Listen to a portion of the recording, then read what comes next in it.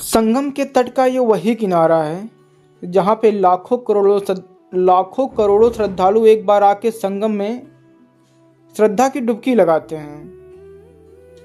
अमूमन लोग यहाँ अगर वो हिंदू धर्म से हैं तो तीर्थ यात्रा या संगम में नहाना उनको बड़ा शुभ माना जाता है, या फिर लोग ऐसा कहते हैं कि अगर वो संगम में नहाएंगे या फिर तीर्थ यात्रा करेंगे तो उनको मृत्यु के बाद मोक्ष की प्राप्ति होगी। भैया हम आपको ये जरूर कह सकते हैं, अगर आप संगम की नदियों में आके नहाते हैं, संगम प्रयागराज की इस नदी में आके आप नहाते हैं, तो आपको मृत्यु के बाद मोक्ष प्राप्त हो या ना प्राप्त हो, लेकिन मृत्यु से पहले आपको मोक्ष जरूर प्राप्त हो जाएगा।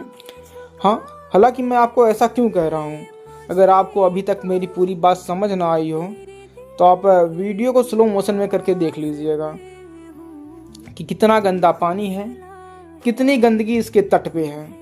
लोग यहाँ आते हैं और नहाते हैं। आप बगल में देख सकते हैं कि लोग अभी नहा रहे हैं इसी संगम में, लेकिन आप बगल में इसी गंदे पानी को देख सकते हैं। यही जब माघ का मेला चल रहा था तो लोग यहीं नहाने आते थे। ये देख सकते हैं आप, घाट बना हुआ है, उस तरफ से एक कुछ प्लास्टिक की बैरिकेडिंग की गई कि आप उस तरफ ना जाएं, इतना तो ध्यान दिया गया है। लेकिन इस गंदे पानी में अगर आप नहाएंगे ना आके, तो आपको मोक्ष की प्राप्ति जरूर होगी, वो भी मृत्यु से पहले।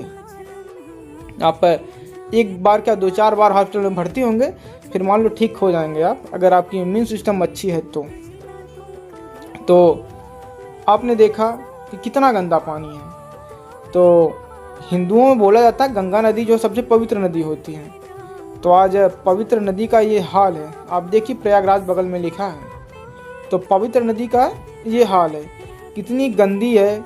जब भी बात ये भी है कि अभी तो भैया हिंदुओं के हृदय सम्राट माननी जी बैठे हैं कुर्सी पे, उनके ही विधायक, उनके ही सांसद है प्रयागराज में।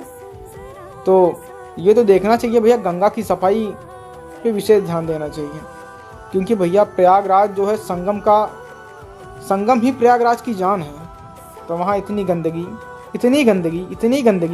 कि अगर आपके पैर गंदे हो ना तो आप पैर उसमें ना धुलें।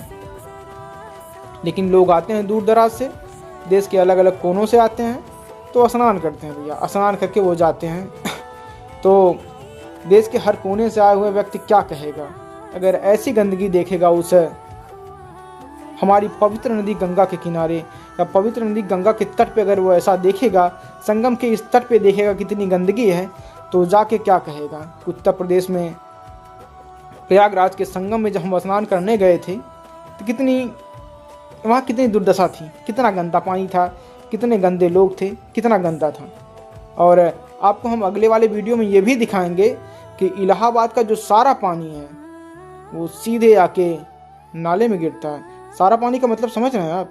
सारा पानी का मतलब जहाँ पे लोग, शहर के लोग स्नान करते हैं, वॉशरूम करते हैं या फिर अन्य चीज़ें करते हैं, सारा पानी आके सीधे गंगा नदी में गिरता है और लोग वहीं आके डुबकी लगाते हैं।